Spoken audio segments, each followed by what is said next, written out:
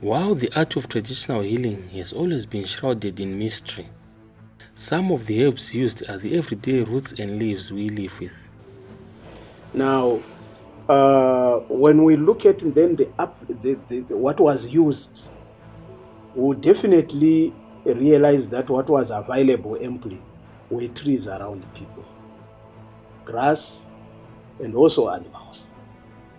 So meaning that when it comes to what healed people, it was from what was available, which is the trees, the shrubs, the leaves, the roots, and the like.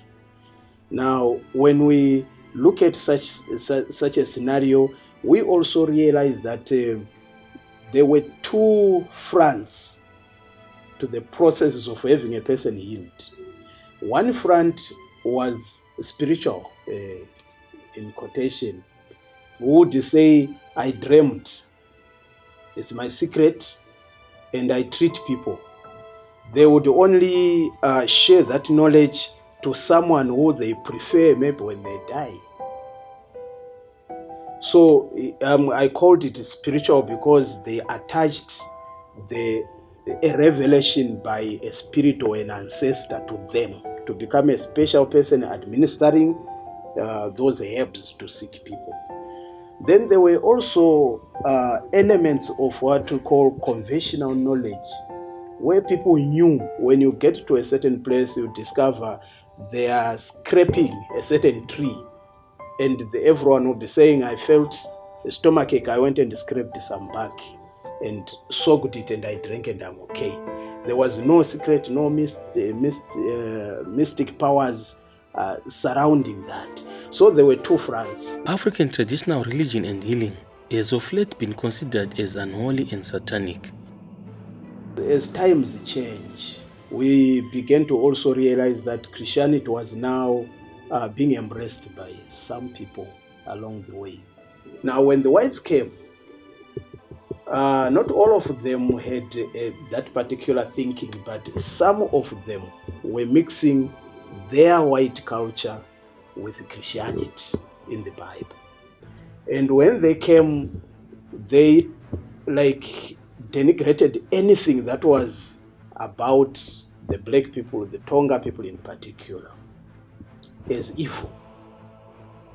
Meaning that the herbalists and the common indigenous knowledge system is being thrown out.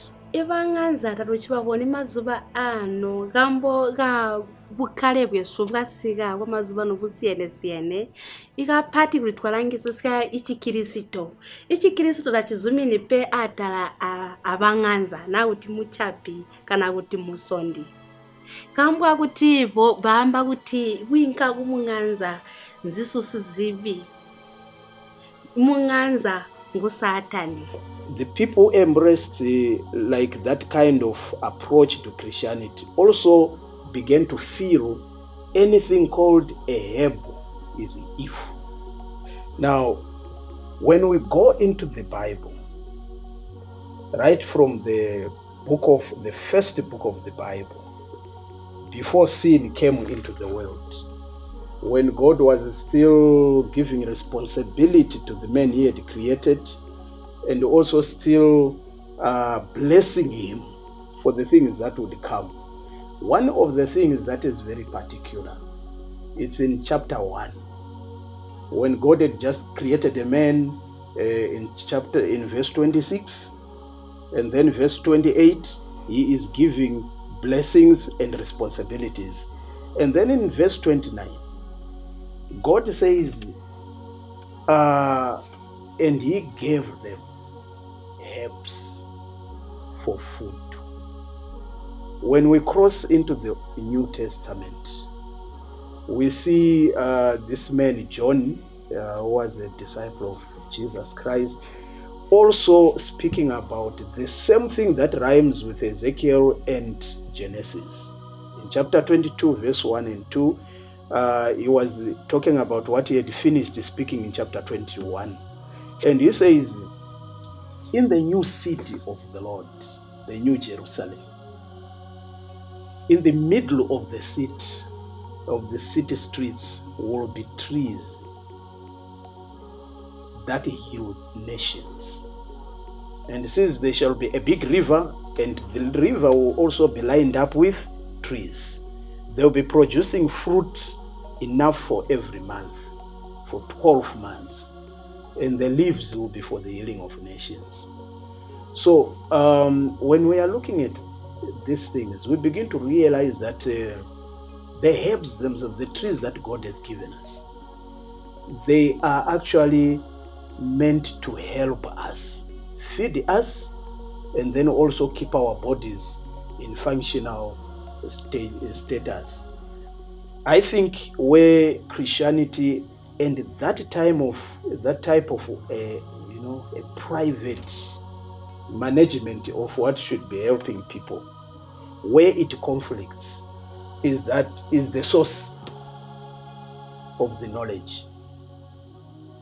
When we are looking at Christianity, we are saying common knowledge is for everyone.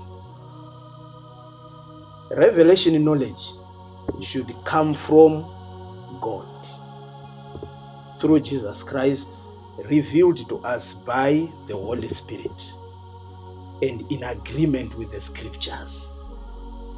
While this other one who says, I dreamt, the source of that dream is not fitting into any of this line that is believed by Christians.